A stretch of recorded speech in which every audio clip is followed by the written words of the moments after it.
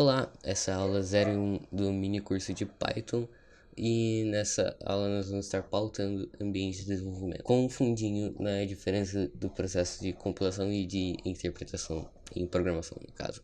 Os tópicos dessa aula são esses. A gente vai falar o que é um ambiente de desenvolvimento, como eu disse, um processo de compilação e de interpretação. Eu coloquei um xizinho ali dar a entender de que nós vamos falar qual que é o melhor, desvantagens, etc. Não, eu só vou falar um pouco sobre os dois conceitos, que é algo super importante para quem está iniciando na programação. A gente vai falar de quais são os ambientes de desenvolvimento que nós temos e qual vamos usar. O que é o ambiente de desenvolvimento? É basicamente o ambiente que o programador vai usar para desenvolver determinado produto, ou sei lá. Tem uma definição um pouco genérica, diria, o tipo de definição que você coloca numa prova que você não sabe o que é, aí você só fala isso e tirou 10, mas você vai entender um pouquinho melhor. Para simplificar, o ambiente de desenvolvimento são todas as ferramentas que um programador usa para desenvolver. Partindo disso, a gente chega à conclusão de que o ambiente de desenvolvimento é um conjunto de ferramentas que o programador usa para desenvolver determinada linguagem e é nóis.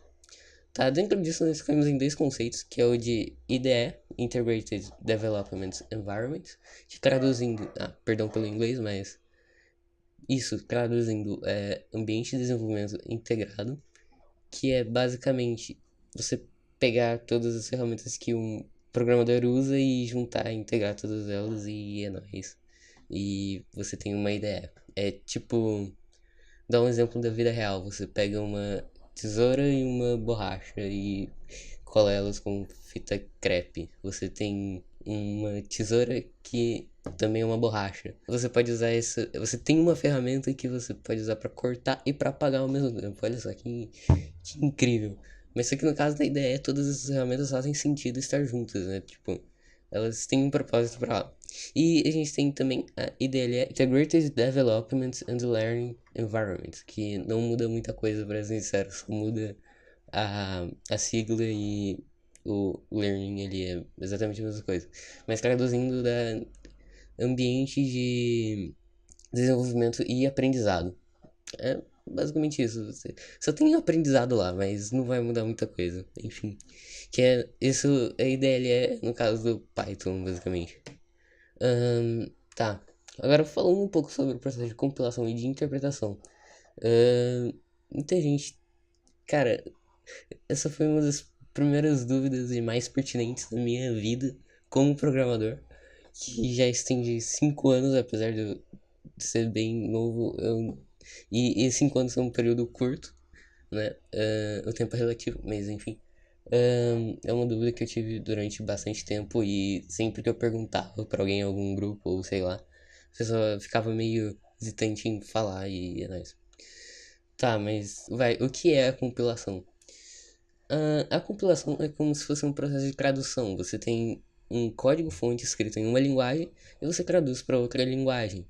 Isso acontece no caso da linguagem C, por exemplo. É uma linguagem compilada. Você tem lá um código-fonte que se chama programa.c e ele passa pelo o compilador e se transforma em um programa.exe. No caso ali eu estou representando todos os compiladores com o ícone do dev C++, que é uma IDE.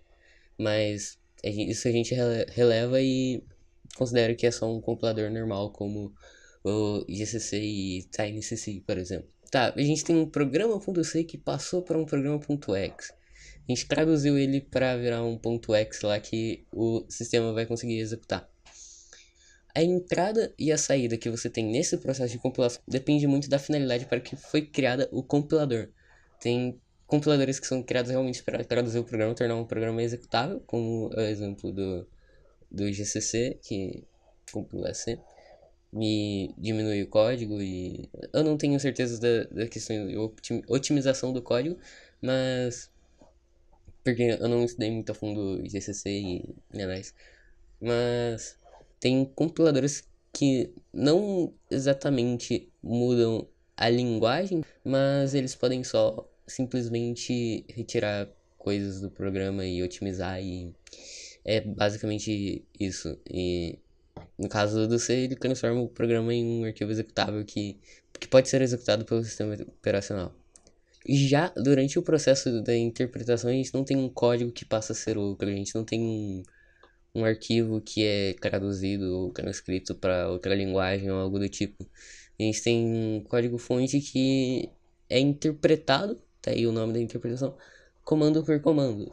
Ahn, Tentando trazer um pouco esse processo de interpretação para a vida real, a gente pode exemplificar usando um parágrafo comum de um texto normal, por exemplo. Você não lê um parágrafo inteiro para saber o que ele tá falando, né? Mas você vai lendo palavra por palavra e vai já tendo uma ideia na hora do que ele tá querendo dizer e sem saber o que vai acontecer no final, basicamente. Então é como se fosse isso. O parágrafo é o programa e as palavras são comandos. Você tem por exemplo, um comando em Python, o interpretador vai pega esse comando e já lê e mostra a resposta para você e vai fazendo o que esse comando pede, no caso, porque é um comando. Mas enfim, é basicamente esse o processo de compilação e interpretação. Agora eu vou falar um pouco de quais ideias nós temos atualmente. Ali, no primeiro ícone que aparece da esquerda, partindo da esquerda, a gente tem a PyCharm. Embaixo a gente tem o Visual Studio. No canto superior direito a gente tem a IDLE, que eu mostrei em algum dos slides. E logo abaixo a gente tem Spider. São todas IDLEs que você pode usar tranquilamente. No caso, não são. Algumas delas são pagas, mas você pode. Tem versões community e anais.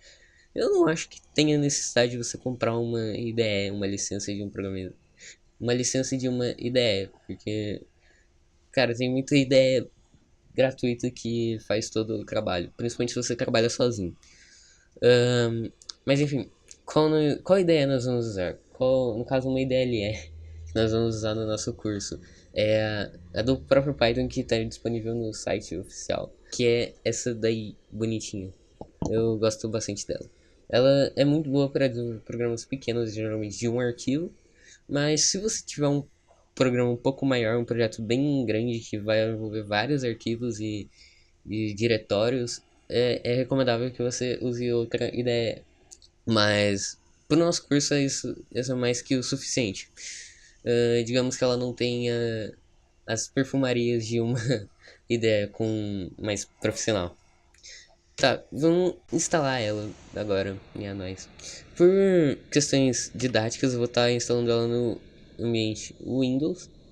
Bom, primeiro você vai acessar o python.org, que é o site oficial lá. Nem vem que não tem vírus. E aí você só vem aqui na aba de downloads e faz o download tranquilamente. No caso eu já fiz o download, que tá aqui. Cadê? Aqui. E agora você só vai instalar, né? Não tem muito segredo.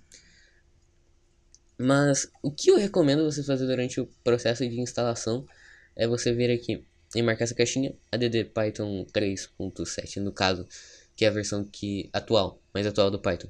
Path e solvral. E vem na opção de instalação customizável, né? Customize installation. E você vai marcar tudo isso, que ele vai instalar tudo isso e é nice. Next. Aqui você não precisa mudar nada, menos que você queira, ou de acordo com a sua necessidade, né? Se você for usar, por exemplo, o Visual Studio Code 2015, você marca essa caixinha aqui. Tá, e aí você só dá um install. Você também pode customizar o local de instalação, mas isso não é necessário, pelo menos não para mim. Dá um install e ele vai iniciar o processo de instalação. Esse processo varia muito tempo, até porque o tempo é relativo. Brincadeira. Mas ele demora um pouco, mas não é algo preocupante. Você só vai deixar instalar e é nóis. Após o término do processo de instalação, você vai obter essa mensagem que fala que a instalação foi um sucesso. E você já pode fechar. Você vai perceber que no seu computador você vai ter isso daqui, que é um shellzinho do Python. Aqui você digita comandos e ele interpreta e já mostra o resultado aqui. Por exemplo, eu posso falar que 5. Posso perguntar quanto é 5 mais 2? Ele responde 7. Eu uso isso daqui mais do que a calculadora normal, porque tem como você escrever expressões aritméticas, tipo, sei lá, raiz de não sei das contas, você pode escrever aqui, que é, sei lá, 2 elevado a meio, sei lá, raiz de... Ixi, mas enfim, isso não é assunto pra essa aula. Você pode definitivamente escrever expressões aritméticas aqui inteiro. Óbvio que nas limitações, você não vai querer colocar uma integral aqui ou uma derivada, mas enfim. Além disso, você vai perceber que se você escrever aqui você IDLE, você vai ter acesso a IDLE do Python, que é aquele lá que a gente falou mais cedo. No meu caso, eu tenho duas versões, três versões, olha só. Eu sou uma anta, mas enfim, a de vocês vai ser diferente. No meu caso, eu tenho a 3.6 32 bits, a 3.6 64 bits. E também a 3.7, que é a que eu acabei de instalar. Mas se você abrir, vai mostrar aquela telinha lá que eu já mostrei. Que aqui basicamente a gente tem o Python Shell. É aquela outra telinha aqui, mas aqui mais bonitinha. E a gente também tem a seção editor de texto.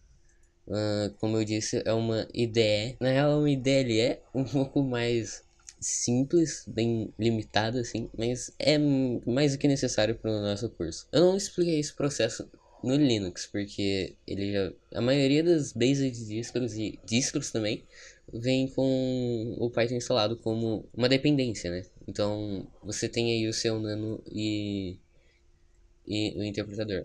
Isso é mais do que suficiente para seguir com o curso. Antes de eu realmente me despedir de vocês, eu vou deixar a recomendação aqui da leitura deste documento, que eu ainda não terminei de ler. Ah, eu sou um preguiçoso. Mas ele basicamente explica como funciona o interpretador de Python e barra computador. E vocês vão entender se vocês lerem. Para quem realmente ficou interessado no processo de interpretação e tal, é bem legal a leitura disso aqui. E como eu disse na aula de apresentação, espero que você tenha assistido, eu vou deixar também toda a aula por extenso aqui. Não toda, mas tá aqui por extenso. Não sei, se você quiser retomar alguma coisa que você não entendeu ou algo do tipo. Primeiramente, obrigado por ter assistido até aqui. Se você realmente assistiu, se não assistiu, obrigado também por estar aqui. E, bom, nós nos vemos na próxima aula. Ah, qualquer dúvida ou algo do tipo, você pode mandar no meu Instagram ou até mesmo nos comentários do YouTube. Eu prefiro o Instagram porque é algo muito menos bugado. O YouTube é bem bugadinho, mas... E meu Instagram tá na descrição e naquele documento lá. E é nóis, obrigado. E espero te ver na próxima aula.